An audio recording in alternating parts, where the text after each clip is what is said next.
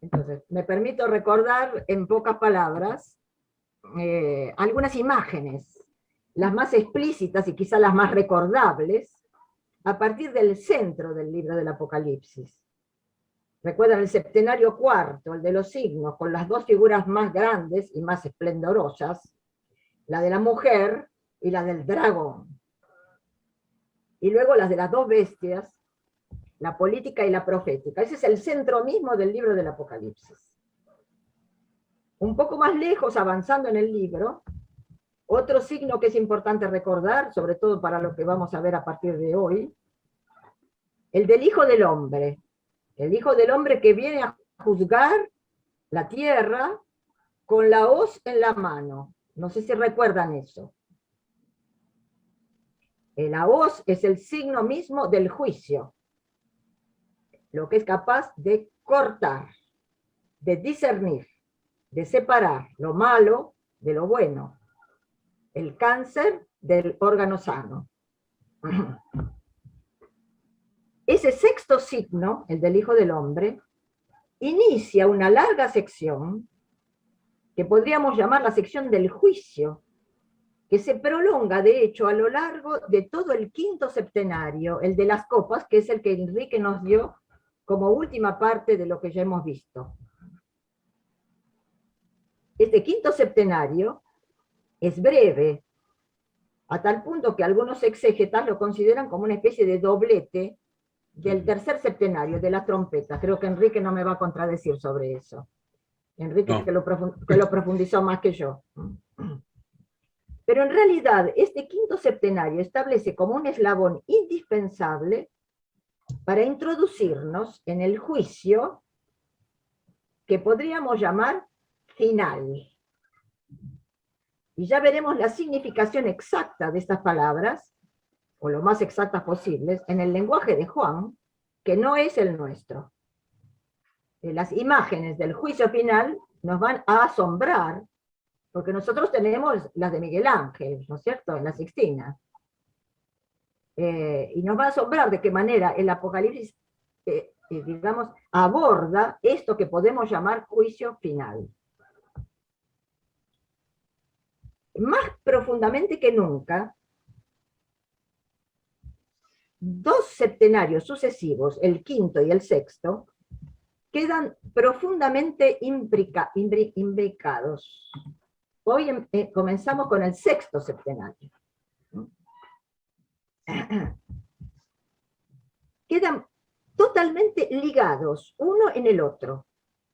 El quinto septenario, el de las copas, del cual nos habló Enrique, sigue presente en el sexto septenario, a través de uno de los mismos ángeles que tienen copas, que ya veremos, y con el símbolo permanente de la copa misma. Símbolo ambivalente, copa de la sangre de la alianza, en la que bebemos en cada liturgia, copa del vino de la cólera o de la quemadura de Dios, copa del vino de la prostitución, como veremos ahora. Ese ángel de una de las copas anuncia la entrada en escena del principal personaje de este sexto septenario, la prostituta Babilonia.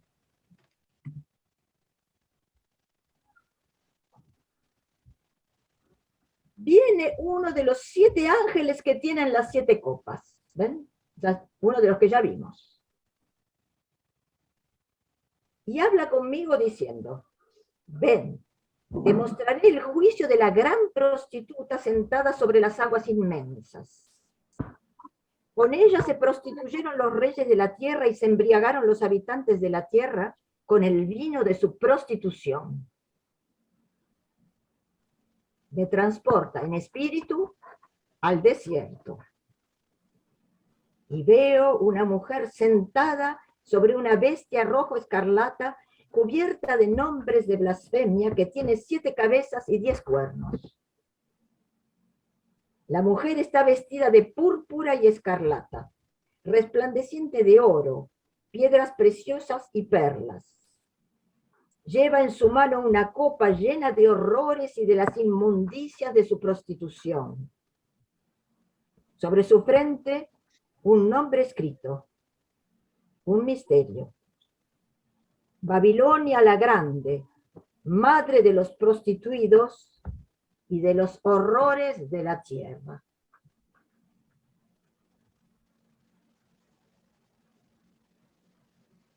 Como se habrán dado cuenta, la crudeza de esta presentación es sorprendente. 4 veces la palabra prostitución resuena bajo formas diversas. Prostituta, prostitución, prostituidos, prostituyeron. 4 veces solamente en este breve fragmento, va a aparecer 2 veces más. Recordemos que la palabra prostitución es equivalente en la Biblia a idolatría. Tiene una connotación más religiosa y espiritual que sexual. Esta prostituta, es decir, esta idólatra, está en el desierto. Y quizás recuerdan que el desierto ya apareció en el Apocalipsis. Quizás recuerdan, si alguien lo recuerda, lo dice. Sí, sí, es cuando la madre que está por parir la mandan al desierto para quedar protegida. Perfecto, muy bien, Mónica, me quedo muy contenta de darme cuenta de que se acuerdan. Perfecto. El desierto apareció efectivamente como un lugar de refugio de la mujer, esa otra mujer, también madre, vestida de sol. Esta había huido al desierto ante las amenazas del dragón, efectivamente. Ahora vemos que ese mismo desierto, esa habitación de esta otra mujer, también madre, se dice que es madre de todos los prostitutos, no del niño Mesías, sino de los prostituidos y de los horrores de la tierra. De modo que así como el dragón y las 2 bestias eran, como le dijimos en su momento, como una caricatura de la Trinidad, esta mujer es caricatura de esa otra mujer, la mujer solar que vimos en el 4º septenario. Sin embargo, ese desierto del que nos habla San Juan es en el espíritu. Me transporta en espíritu al desierto. ¿Por qué digo esto? Porque esta mujer está sentada sobre las aguas inmensas. Como un desierto con aguas inmensas. Hay que ver que la palabra desierto tiene una connotación menos geográfica que espiritual. ¿Quién es esta mujer? Empecemos por el final, por su nombre, Babilonia. ¿Por qué Babilonia? Babilonia era una ciudad bastante decadente en tiempos del Apocalipsis, pero que aún existía como gran ciudad. Su nombre, Bab-el, significa puerta de Dios. Fue una de las más antiguas ciudades de las que se tenga noticia. Porque ya existía 4000 años antes de Jesucristo. En esa época funcionaba como una especie de pequeño centro administrativo sobre las aguas inmensas del Éufrates y cercana al delta de los 2 grandes ríos, el Éufrates y el Tigris, en lo que hoy es el territorio de Irak. Su destino fue trágico. A lo largo de los siglos, fue 2 veces centro de 2 civilizaciones extraordinarias y 2 veces quedó arruinada y abandonada. Y creo que es bueno, aunque quizás a ustedes les parezca un poco engorroso, y me lo dirán después, hacer un poco de historia. Porque es en esta historia que se funda el símbolo del cual está hablando San Juan. ¿Por qué ese símbolo es Babilonia? Bien, la primera época de gloria de Babilonia es el siglo XVIII antes de Jesucristo. Ven, acá está Babilonia, no sé si lo llegan a ver, rodeada de otras ciudades de las que también tenemos cierta noticia a través de la Biblia. Ur, la ciudad de Abraham, de la cual Abraham se fue. Uruk, Kish, son ciudades de las cuales la Biblia habla. En esta época, un rey de origen acadio llamado Hammurabi hizo de Babilonia la capital de su imperio, que para los historiadores se llama el Imperio Paleo-Babilónico o el Imperio Babilónico Antiguo. Hammurabi era de origen acadio, como dije, y quizá ustedes recuerden su célebre código, que está conservado en el Museo del Louvre. Es una estela gigantesca, estela que no es estela Mazziotti, estela en su sentido de nombre común, de sustantivo común, gigantesca de 2 metros y casi medio, 2 metros 40 creo de alto, en piedra, donde están escritas, como ven acá, en escritura cuneiforme, en el idioma acadio, 282 leyes. Es uno de los testimonios más antiguos de un orden jurídico estricto y severo para regir las relaciones humanas. Aunque en la parte superior vemos a Hammurabi delante del dios Marduk, el código no se refiere al mundo religioso, sino al civil. Se habla de casamientos, de compra de esclavos, de transacciones comerciales, de contratos, de negocios de cerveza, etcétera, etcétera. Todo esto ha podido ser descifrado perfectamente por los especialistas, todo esto que ven ustedes acá. Y es quizá uno de los primeros testimonios de la separación del poder político y del poder religioso. Porque el código no habla de lo religioso. Lo que nosotros diríamos hoy, una separación de la Iglesia y el Estado. A pesar de esta, yo diría, maravilla de civilización que significó el reino de Hammurabi, la gloria de Babilonia decayó súbitamente.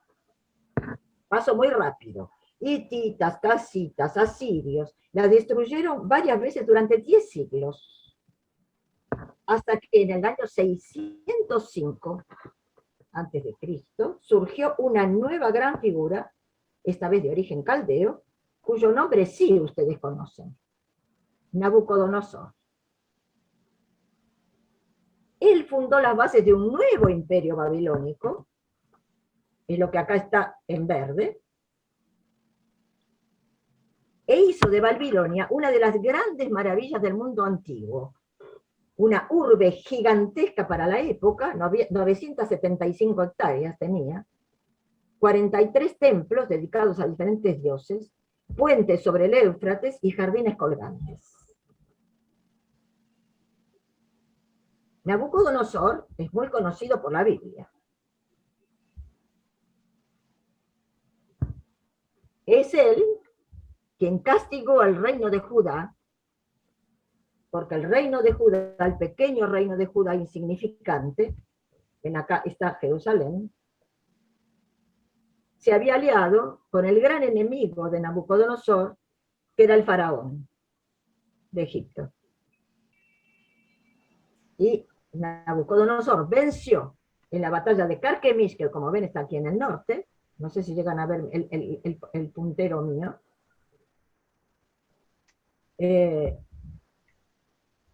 venció al faraón y por lo tanto también al rey de Judá. Y el resultado de eso fue la destrucción de Jerusalén en el año 587.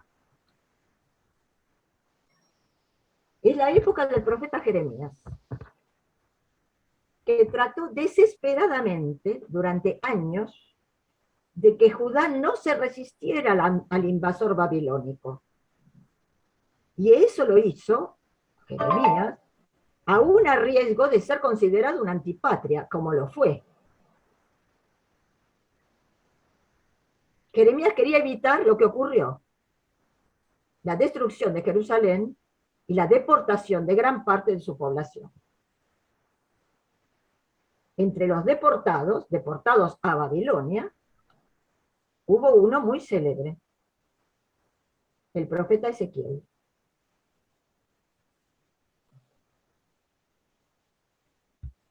Vemos aquí una vista imaginaria de esta Babilonia del siglo VI, antes de Cristo,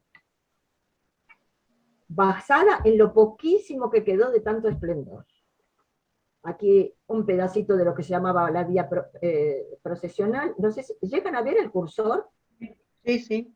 ¿Sí? Esta es la puerta de Ishtar, que ya la veremos, que se conserva en Berlín. La doble muralla, todas eran verdaderas maravillas del mundo antiguo. El templo de Marduk y el gran Sigurat, que tenía 7 pisos, la torre de Babel, de 90 metros de lado y otro tanto de altura, tan impresionante que dio origen al mito incluido en el capítulo nuevo del Génesis, del cual hablamos un poquitito hoy, antes de empezar. Hoy la puerta es esta que está aquí, no sé si a su derecha o a su izquierda, está en un museo de Berlín, un pedacito de muralla que fue reconstruido, algunos pedazos de los mosaicos, digamos, que estaban sobre la muralla, porque eran ladrillos vidriados, de colores, por lo tanto, absolutamente espléndido. Pero de esa ciudad orgullosa y magnífica, solo queda esto que ven. Un inmenso desierto, donde podemos ver el cuadrilátero de los cimientos de la Torre de Babel, y alrededor, bueno, los eternos palmerales del Éufrates. Es decir, nada. Sin embargo, a pesar de las difíciles circunstancias en que vivieron en Babilonia, los deportados, como estos señores que están acá, hacían ladrillos para estas grandes construcciones. Esos deportados, a pesar de sus difíciles circunstancias, no dejaron de apreciar las bellezas de la ciudad. Allí se pusieron en contacto con la alta cultura de la época, la astronómica, la matemática, la arquitectónica, con los que se llamaban los magos. Los magos eran los astrónomos. Allí nació la Biblia tal como la conocemos. Allí se forjó la identidad del pueblo de Israel.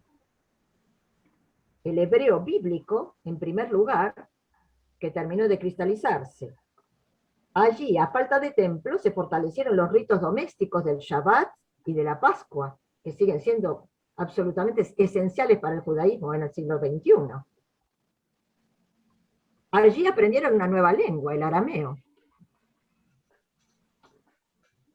Tanto Ezequiel como el segundo Isaías, que probablemente también vivió en Babilonia, los hebreos no odiaron a la ciudad enemiga, sino que la vieron más bien como la mano ejecutora del desastre que Israel había preparado y había provocado a raíz de sus infidelidades a lo largo de generaciones.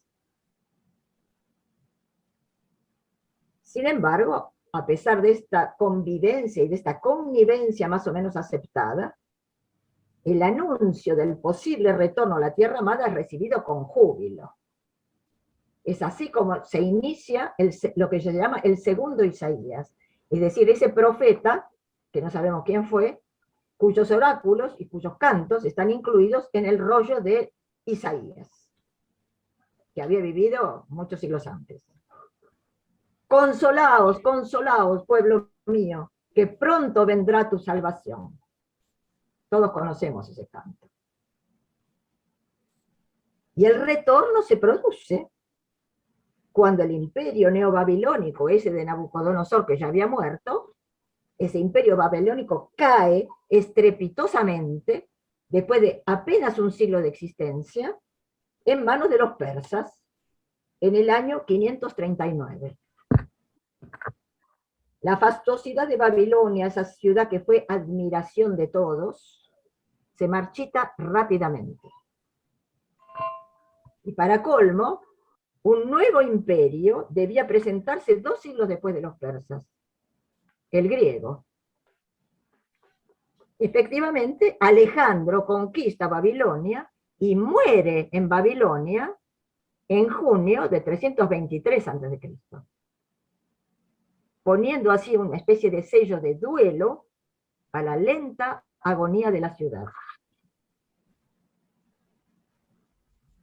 Entre tanto, ha surgido la literatura apocalíptica, de la que estamos hablando desde el mes de marzo. Esa literatura apocalíptica hizo de Babilonia la figura por excelencia del poder opresivo, el símbolo del enemigo del pueblo de Dios, la ciudad que engloba todas las ciudades. Esta historia accidentada de la ciudad, de la que acabamos de hacer un resumen mínimo, con sus esplendores y sus destrucciones, lentas o súbitas, daba motivo de meditar sobre ella como imagen perfecta de la caducidad de toda obra humana y sobre todo de toda estructura de poder. Juan no inventó esta simbología, ya estaba en la literatura apocalíptica, pero sí llevó ese símbolo a un altísimo grado de dramatismo, como espero que lo podamos ver hoy.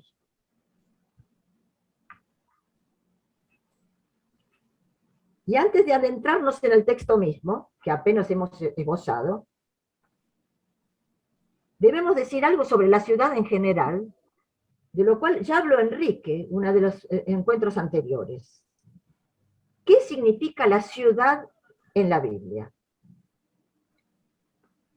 Jacques lo comenta rápidamente en las páginas 156 a 158, que quizá algunos de ustedes hayan podido leer para hoy. Y Enrique nos recordó hace unos encuentros que, según la Biblia, las ciudades fueron inventadas por Caín, después del asesinato de Abel. Caín, que había sido agricultor, se había convertido en nómade, como consecuencia de su acto fratricida, y construyó una ciudad para encontrar arraigo en alguna parte, una parte que no fuera de Dios, sino que fuera su propia obra. Así, según la Biblia, surgió la primera ciudad llamada Enoc, palabra que significa comienzo. Un comienzo que es diferente del principio, ese en el que Dios inició su creación. Este comienzo es una obra del hombre autónomo. Por lo tanto, la ciudad tiene en la Biblia una connotación sospechosa. Es una afirmación del hombre que rehace la creación a su manera y crea la ciudad como elemento constante de toda civilización.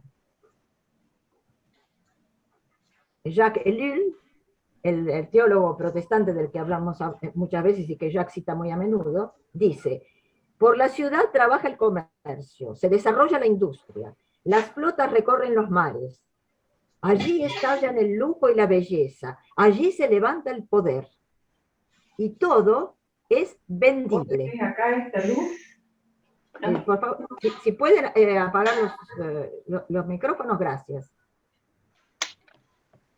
Y todo es vendible, hasta los cuerpos y las almas de los hombres, como ya lo veremos, hasta los cuerpos y las almas de los hombres.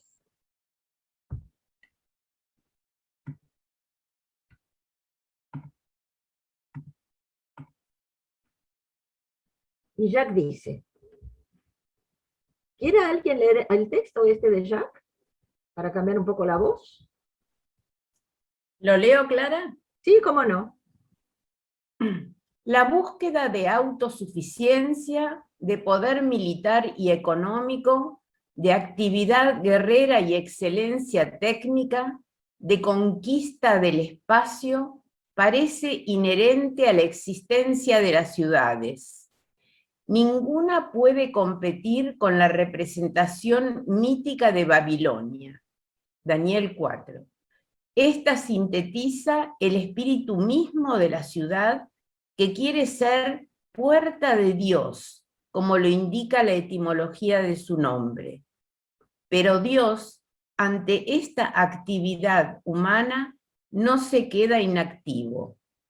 Desciende y su presencia misma provoca el derrumbe de la ciudad. Como provocó el derrumbe de la Torre de Babel. Si ustedes leen el capítulo 9 del Génesis, van a ver que Dios desciende para ver qué estaban haciendo los hombres, y su descenso mismo provocó la destrucción y la división de las lenguas. Su presencia provoca el derrumbe de la ciudad. Nimrod o Ur, que fueron ciudades sumerias, Nínive, ciudad asiria, Babilonia, que fue Acadia, Caldea, persa y griega a lo largo de su existencia, todas tienen una copa llena de horrores y de las inmundicias de su prostitución. La sangre del hermano Abel. Dicho esto, seguramente ustedes tienen alguna objeción. Me gustaría saber si la tienen. ¿Alguna duda?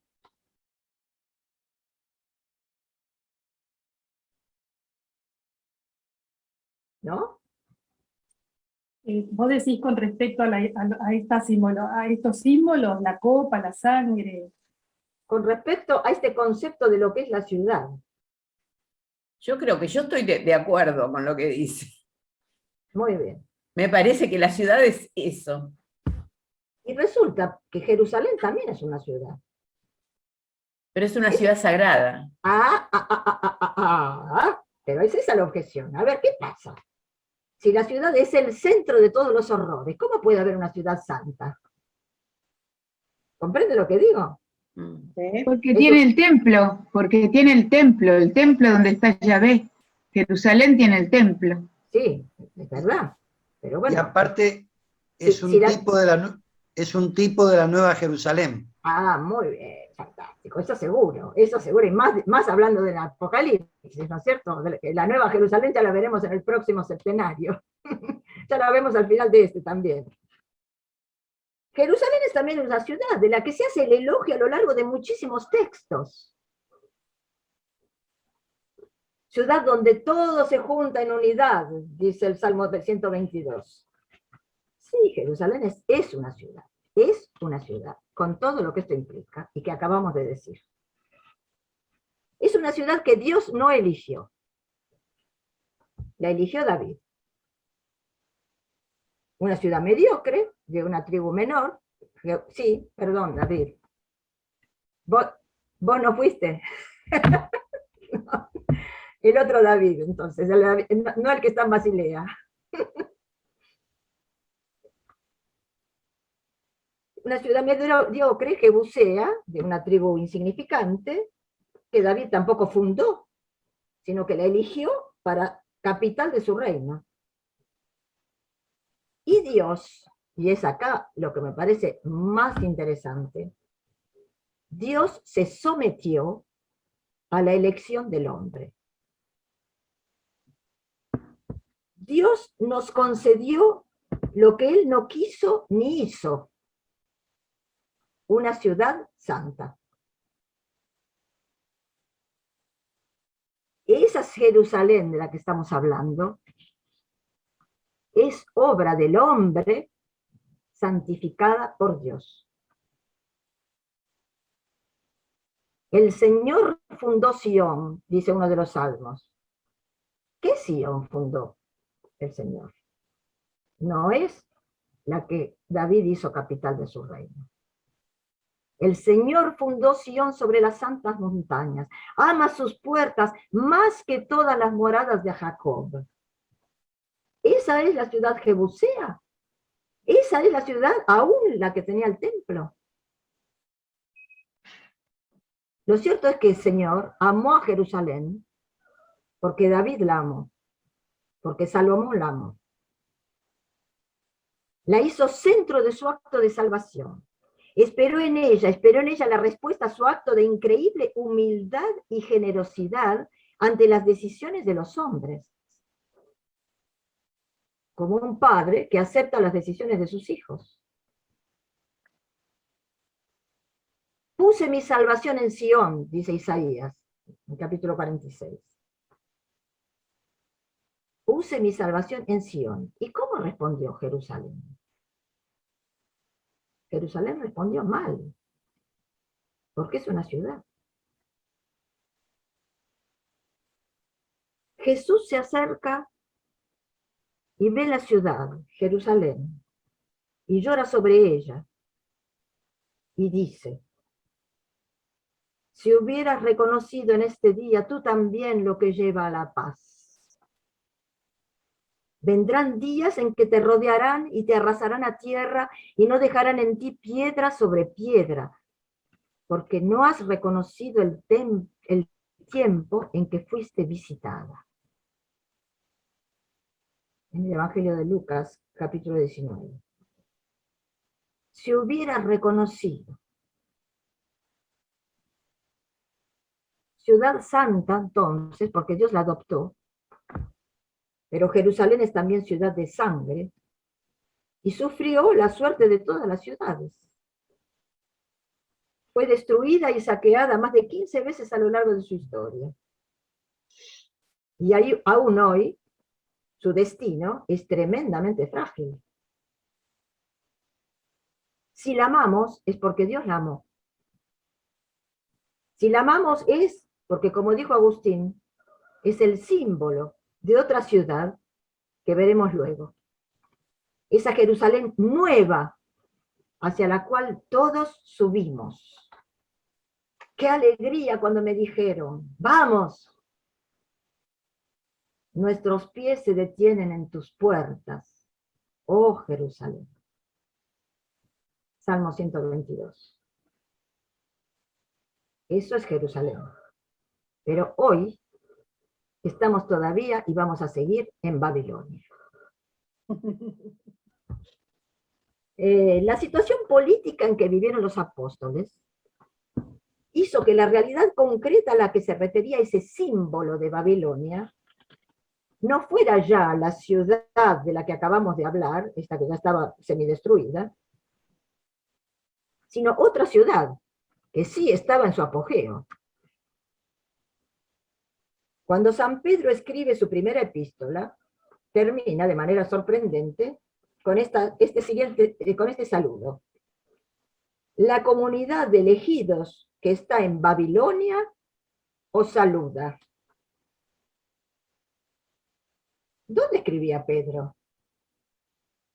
En esa Babilonia de su época, casi desierta. En Roma. No. Muy bien. Muy bien. Escribía en Roma. En la época de Juan, Babilonia es el símbolo de Roma. La capital del primer gran imperio casi universal.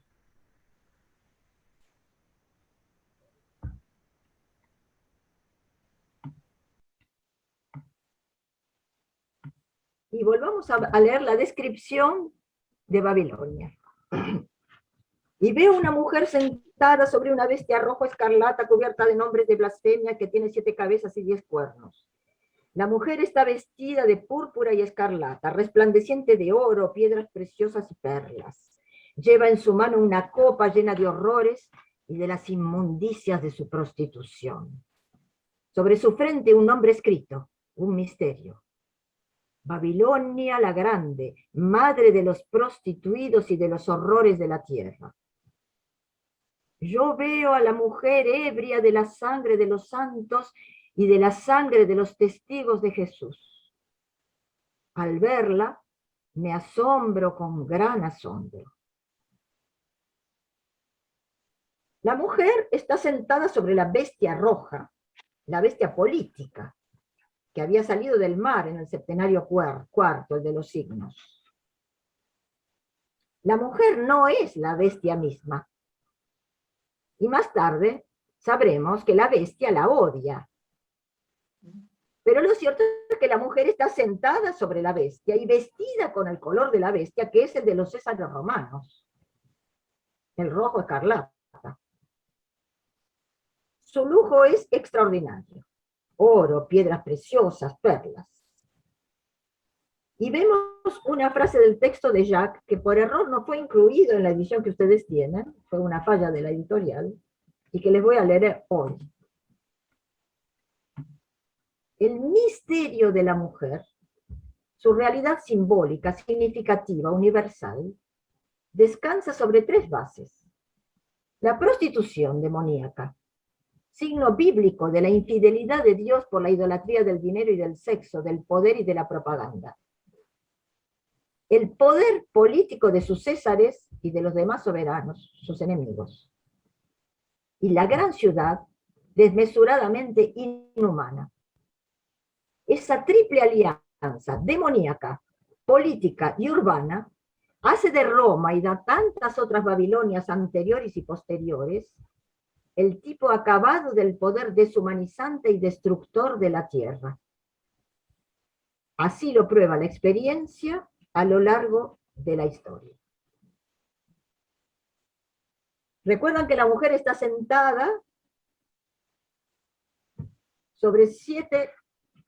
Perdón.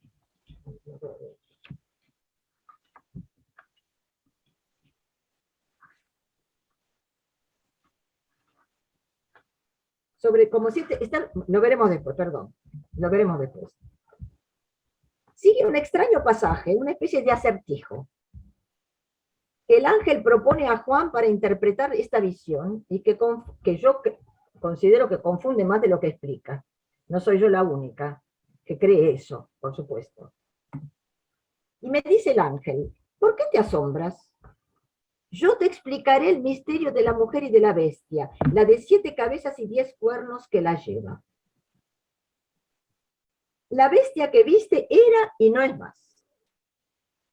Va a subir del abismo e ir a la perdición. Se asombrarán los que habitan la tierra, cuyo nombre no está escrito en el libro de vida desde la creación del mundo. Se asombrarán mirando la bestia que era y no es más y que reaparecerá. Aquí la inteligencia de quien tiene sabiduría. Las 7 cabezas son 7 montes donde la mujer está sentada. Es típico de Roma, las 7 colinas. Y son 7 reyes. 5 cayeron, uno está ahí y el otro todavía no vino. Y cuando venga durará poco. La bestia que era y no es más es un 8º rey y es uno de los 7 y va a su perdición. Los 10 cuernos que viste son 10 reyes que no recibieron reino, pero reciben con la bestia el poder del rey por 1 hora. Ellos tienen un mismo designio, dar su potestad y su poder a la bestia. Si ustedes entendieron algo, me alegro si me lo explican. Yo no creo que valga demasiado la pena detenerse en este acertijo, es un verdadero acertijo, esto es una adivinanza. Urs von Balthasar, un gran teólogo y exégeta del siglo XX, considera que estos versículos fueron agregados al texto de San Juan. No tiene el mismo lenguaje de San Juan. Esto de los 7 que eran 8 y otro que volverá, etc. La numerología en el Apocalipsis es bastante simple. 12, 4, 7, 144. con simbologías muy claras. Es una de las razones por las cuales Urs von Balthasar dice que este texto no corresponde al lenguaje de Juan. Y por otra parte, tampoco es la intención de Juan en su Apocalipsis dar a esta visión, o a cualquiera, una significación absolutamente precisa dentro de la historia. En este caso es evidente que el que quiere decir esto está diciendo esta Babilonia es Roma. Es decir, la ciudad que existía en este momento, como si yo dijera esto es Nueva York.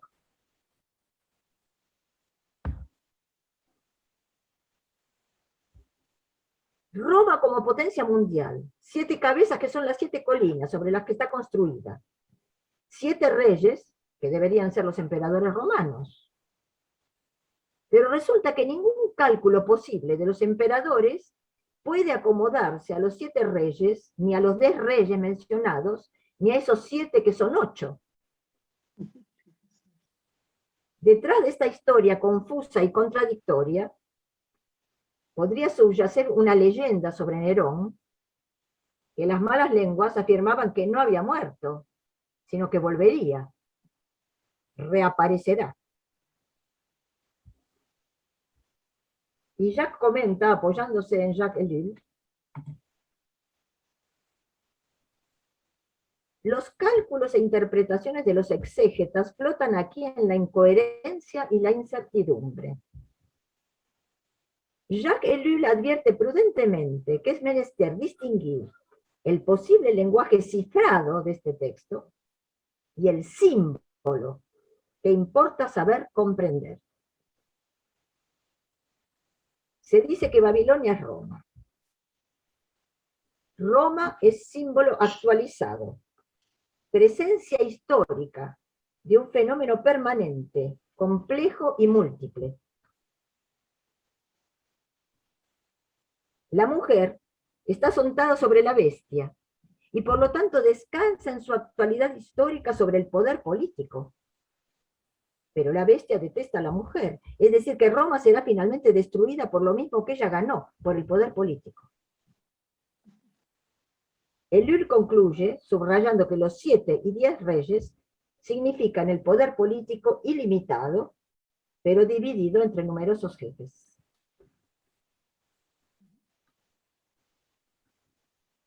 En este rompecabezas de códigos y de símbolos, personalmente desearía poner de relieve la expresión aplicada a la bestia. Era y no es más. Es como un eco en negativo del que era, que es, que viene, que oímos repetidamente dirigido a Dios o al Cordero en las liturgias precedentes. Era y no es más. La afirmación de una no existencia. Y si bien se dice que reaparecerá, se insiste en la fugacidad de su acción por una hora, en la inanidad de su ser. Toda estructura de poder, a pesar de sus apariencias, no es.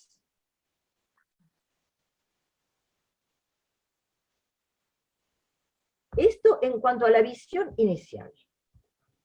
Ahora se inicia el septenario propiamente dicho, que es el septenario de las voces. Lo veremos rápidamente porque el texto es tan elocuente que no requiere interpretación.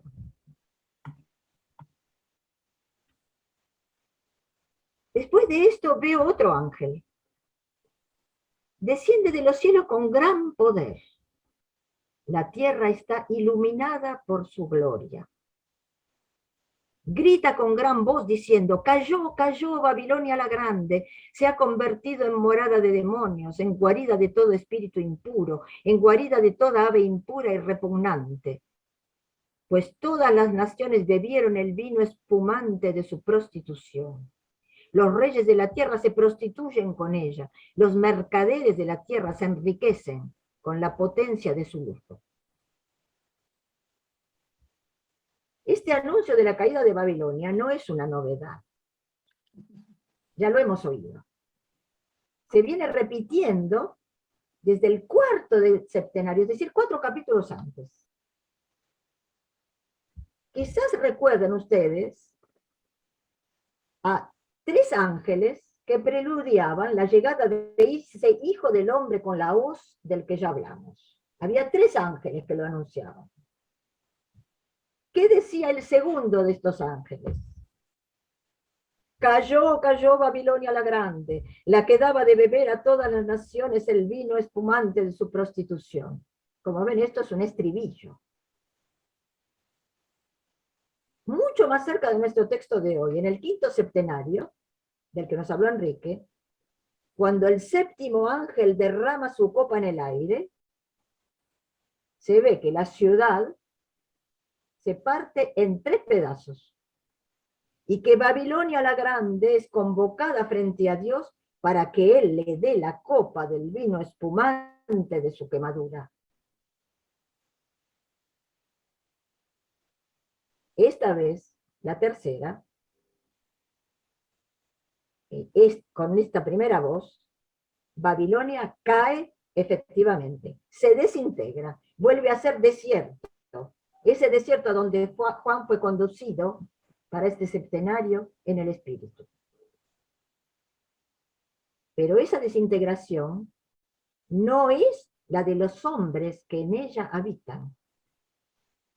Porque la segunda voz invita a esos pobres humanos, esos pobres hombres, a salir de Babilonia. Oigo otra voz venida del cielo que dice, salid de ella, pueblo mío, para que no participéis de sus pecados y no recibáis sus plagas.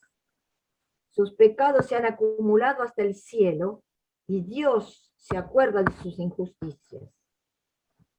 Pagadle lo que ella pagó, dobladle el doble según sus obras.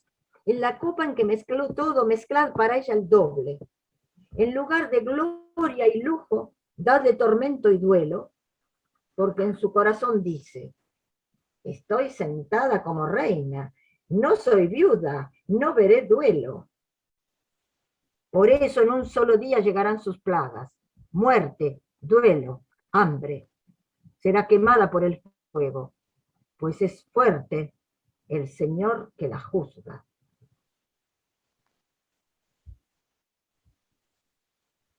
Isaías, el segundo Isaías, decía lo mismo. Salid de Babilonia, huid de los caldeos.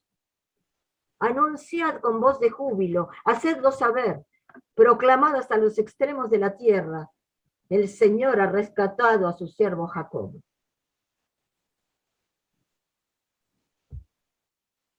Y ya comenta. Quizá alguien quiera leer. ¿Puedo? ¿Sí? Ahí voy, espera. Dice, haciendo eco al llamado de los discípulos de Isaías durante el exilio, Isaías 48:20, se pide al pueblo de Dios que salga de la gran civilización inhumana, es decir, que no participe de sus injusticias seculares para evitar sus plagas. Pues esta historia se repite incesantemente, más fuerte en los momentos de crisis de civilización, como la de Roma, la de la cristiandad a fines de la Edad Media, y ahora la del mundo entero. Es un nuevo éxodo, más espiritual que material, pero que debe impregnar nuestro estilo de vida cotidiano, de modo que sea testimonio de vida nueva, de una manera nueva de trabajar, de luchar, de gobernar y de amar. Ahí se acabó. ¿Sí? Jesús dijo lo mismo a sus discípulos. Cuando veáis en el lugar santo a lo abominable y devastador, entonces que los de Judea huyan a los montes, que el que está en el campo no vuelva atrás a tomar su vestido, que Mirta, que está en Capilla del Señor, no venga a Buenos Aires. Se sabe que la comunidad cristiana entera se fue de Jerusalén unos meses antes de su caída en el poder de los romanos en el año 70. No se fue por miedo, sino por obediencia a los consejos de Jesús. Y aquí que el éxodo del pueblo sea de Egipto, sea de Babilonia, o sea de donde sea, provoca dos cantos de extraordinaria belleza, una larga, larga lamentación y un himno triunfal escandido en tres partes. Hoy vamos a ver sobre todo la lamentación. La lamentación incluye la segunda parte de la segunda voz y las terceras voces. Pues las terceras voces son en efecto tres, como lo veremos.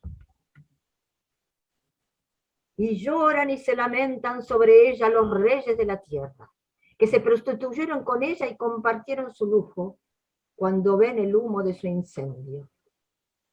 De pie a lo lejos, temblando por su tormento, dicen: ¡ay, ay, la ciudad grande, Babel, la ciudad poderosa! En una hora ha venido tu juicio. Y lloran y se lamentan sobre ella los mercaderes de la tierra, porque nadie compra sus cargamentos. Cargamento de oro, plata, piedras preciosas y perlas, lino fino, púrpura, seda, escarlata, toda madera aromática, perfumes e incienso, vino y aceite, flor de harina y trigo, bestias de carga y ovejas, caballos y coches, y de cuerpos y almas de hombres. El fruto que codiciaba tu alma se alejó de ti. Todas esas cosas suntuosas y espléndidas se han perdido para ti y nunca jamás se volverán a encontrar.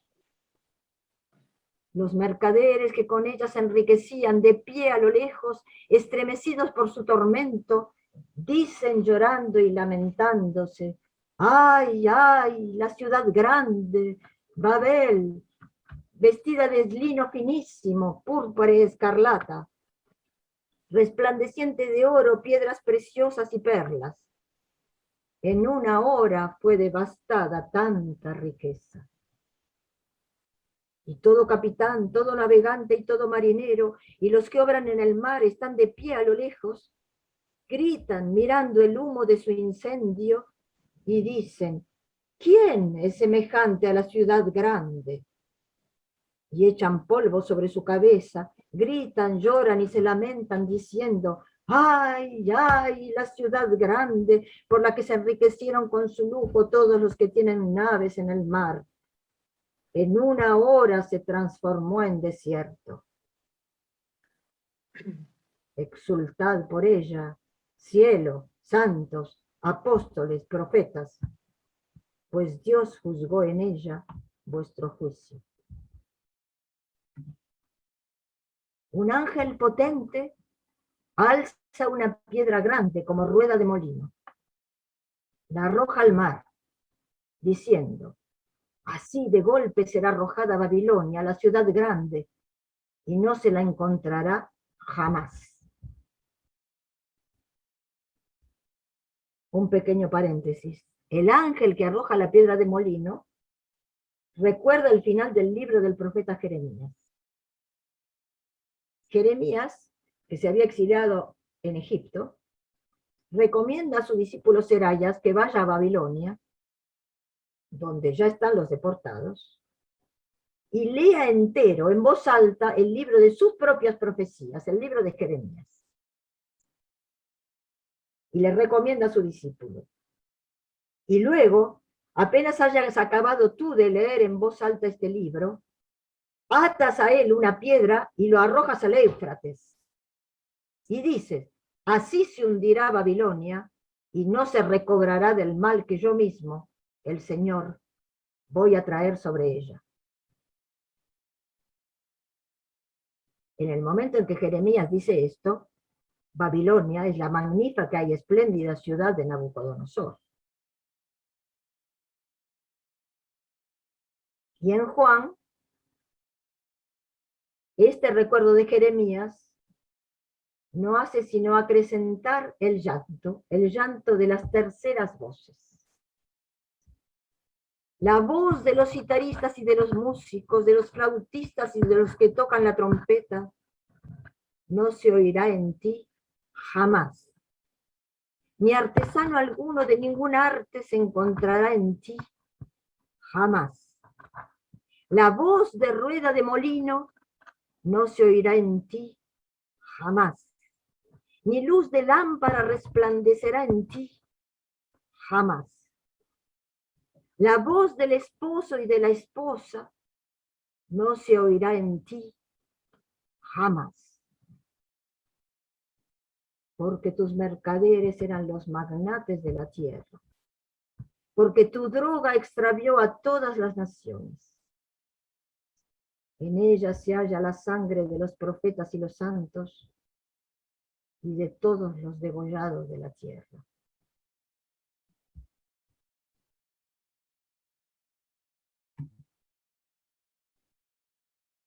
Es imposible, dice Jacques, es imposible no estremecerse ante el vigor de estos magníficos trenos, uno de los ejemplos más insignes de la inspiración poética de la Biblia. El lamento de los mercaderes y los gritos de los ricos están en el centro de las lamentaciones de los reyes y de los marinos, y 3 veces resuena el ¡ay, ay! Redoblado. Es el fruto de los 3 ayes del tercer septenario, del cual nos habló Enrique. Sí, es imposible no llorar ante la ruina de cada civilización. Ante tanto esfuerzo, tanta belleza, tanta inteligencia y tanto esplendor convertidos en polvo. Es imposible no llorar ante este sextuple jamás, que golpea como un gong la voz de los músicos y los artistas, que inmoviliza la piedra del molino y la mano de los artesanos, y más conmovedor aún, que hace enmudecer la voz del esposo y de la esposa, el amor simple y potente de los amantes. Todas las lámparas se apagan, todo entra en la tiniebla. ¿Cómo no llorar? Todo desaparece, sigue Jacques, y la razón se explicita una vez más, y es una clave para el desarrollo de la historia. Los mercaderes eran los magnates de la tierra, sus gobernantes. Muchos antropólogos han demostrado que el gran comercio exterior, el único que existía antes del siglo XVII, no formaba parte del sistema de castas de las civilizaciones tradicionales. Babilonia lo inventó. Inventó que los mercaderes fueran los gobernantes. Y nuestro mundo moderno es el campeón.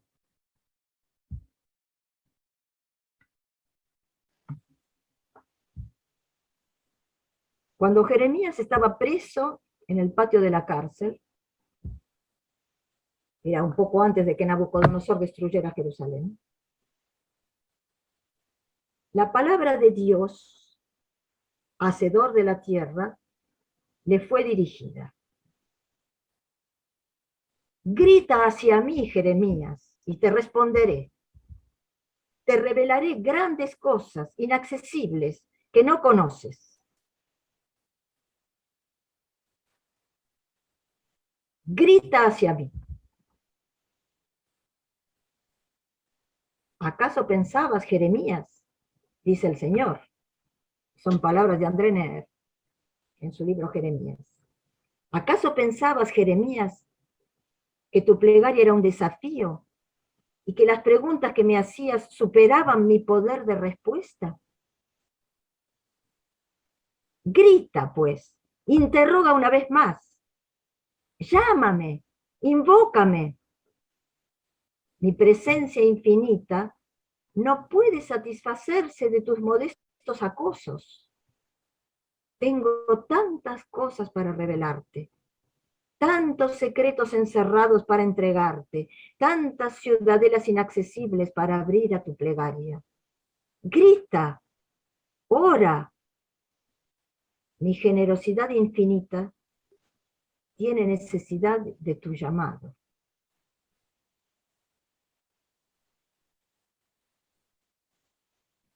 sí.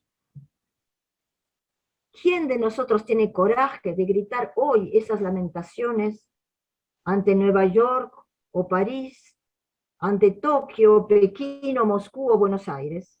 ¿Quién tiene coraje? ¿Quién se atreve a tanto como se atrevió Juan? ¿Quién sufre tanto de tanta miseria que no pueda retener sus alaridos?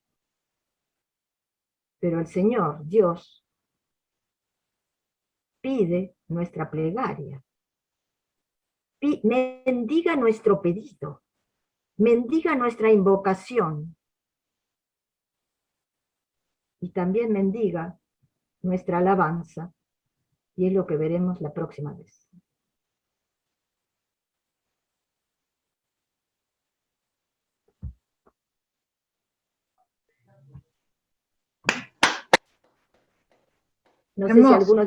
No sé si algunos de ustedes tienen alguna pregunta o algún comentario sobre estos textos estremecedores. Clara. Sí, Agustín. ¿No puede ser Babilonia en la Iglesia Católica Romana? No, eso es lo que dijo Lutero. Es verdad que lo dijo, ¿eh? No estoy inventando.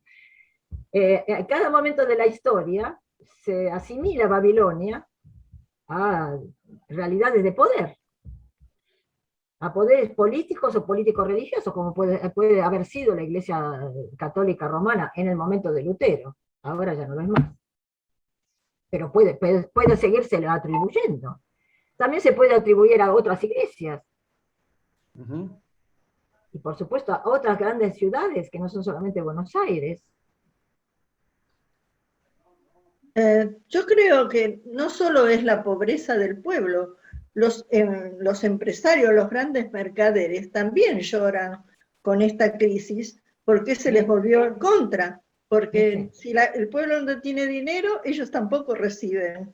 Es lo que Entonces pasa. es como que el centro de la lamentación, se recuerda son los mercaderes, los que lloran. Claro, porque todos están al centro. Claro, sí. Y además yo creo que dice que lloran los reyes, lloran los mercaderes, lloran los marineros, que es sobre todo el tráfico internacional, eran en ese momento los marineros. Claro. Y luego ese magnífico final de los jamás, del apagamiento de todas las voces, la de los citaristas, la del molino y la del esposo y la esposa, que es desolador. Es como que los poetas dijeron, y los sobrevivientes, no hay poesía después de Auschwitz, no se puede escribir más después de Auschwitz. Auschwitz, y lo que simboliza también es una ciudad babilónica, comillas. Sí. Pero Juan demostraría que la poesía es posible, porque lo que hoy leímos, esta lamentación, es una de las páginas más extraordinarias de la literatura universal. Claro. La poesía siempre es posible. Y yo creo también, viste, que lo que resalta, que yo leí el capítulo, viste, es que cuando los gobernadores se transforman en mercaderes, ahí es donde todo se destruye, se autodestruye porque no es su rol de ninguna manera. Es lo que dice el texto de Jacques, el último texto que leímos. Claro. Efectivamente, en las sociedades tradicionales, los mercaderes no formaban parte, digamos, del sistema de castas. ¿No es cierto? En Israel estaban los reyes, estaban los sacerdotes chao, ahora me olvidé. Enrique, ayúdame. ¿Cómo es? Estaban los reyes, estaban los sacerdotes y no había... Los militares. Los militares. Bueno, sí, también. Estaban los militares que formaban parte del rey, digamos, eran el brazo del ejecutor del rey, ¿no es cierto? Pero no había una clase de mercaderes que gobernaran. La clase era religiosa. era religiosa o política, pero los mercaderes existían, porque el negocio, el mercado existió siempre, pero no Claro. gobernaban. Claro, ese es el problema. La que inventó el sistema de que los mercaderes gobernaban fue Babilonia, en la época de Nabucodonosor, Y es lo que tenemos ahora. que es lo que contribuyó a que la sucesión de Nabucodonosor fuera desastrosa. Los asesinaron al hijo, lo asesinaron a otro, etcétera, etcétera. Es decir, que lo que contribuyó es que los mercaderes se hicieron dueños del poder. Claro. Como los De narcotraficantes. alguna manera, es lo que, una lectura que puede ser bastante escandalosa para muchos de ustedes, es lo que pasó en la Revolución Francesa. En la Revolución Francesa le cortaron la cabeza al rey, ¿y quiénes tomaron el poder? La Los burguesía. burgueses, la burguesía. Es decir, los mercaderes. Claro. Es el sistema que tenemos hasta hoy.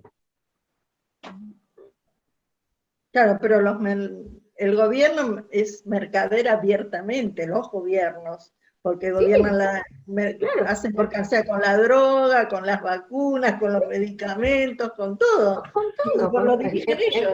en todas partes, en todas partes. Por eso esta mirada del Apocalipsis nos ayuda a ver que los problemas nuestros son los de siempre. No estamos inventando nada, ni en la Argentina ni en ninguna parte, ahora. Pero es verdad que esta profecía, digamos, sobre la caída de todas las estructuras de poder, que está basada en la simple historia, la historia de la misma Babilonia, como hemos visto, esto es una constante histórica.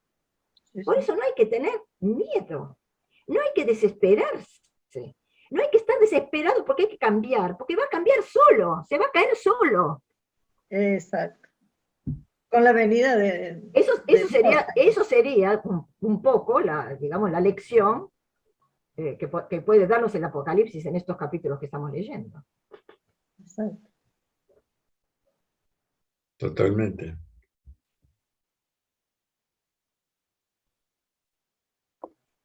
No sé si alguien más quiere decir algo.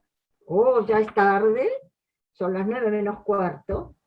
Y lamento terminar con una lamentación, pero no teníamos tiempo de llegar al final de la segunda, del díptico que vamos a ver al comienzo del próximo encuentro, que es las 3 voces siguientes, que son un canto triunfal, un canto de alabanza. Y bueno, recuerden ese grito de Dios hacia Jeremías. Jeremías, por favor, Jeremías, por favor, invócame. Invoquemos al Señor en este momento tan difícil de la historia. Su sola presencia va a hacer que lo que tiene que caer se va a caer. Claro. Su sola presencia. Y que lo que se tiene que salvar, se va a salvar. Exacto. Pero lo dijo Jesús a los apóstoles: el que usa mi energía para el mal, su obra se verá destruida. El que lo usa para el bien, su obra perdurará. Es así. Es así. Es maravilloso, gracias a Dios.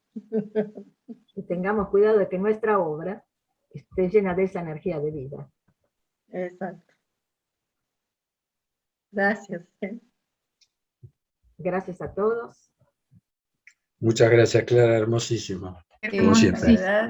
Como siempre. Es un texto Muy fuerte. admirable y ojalá que tengan ganas de volver a leerlo. Es muy fuerte porque vivimos un momento de crisis en el cual esto resuena de una manera diferente. Sí, Claro. Sí, es verdad. ¿Comprenden? A todos nosotros esto nos resuena como si fuera un grito para hoy. Sí, sí, Claro. sí. Sí, sí. Pero al mismo tiempo es esclarecedor y esperanzador. Sí, Suena así, realmente. sí, sí, Sobre todo si ven al próximo encuentro.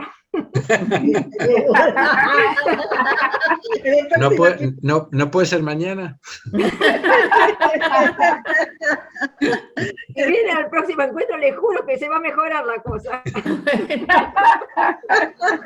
La verdad es que fue muy interesante y yo creo que... Celina, ¿dónde estás? No te había visto. No, ¿Cómo es que estás? estoy sin la cámara porque se me rompió. Ah, de acuerdo, sí.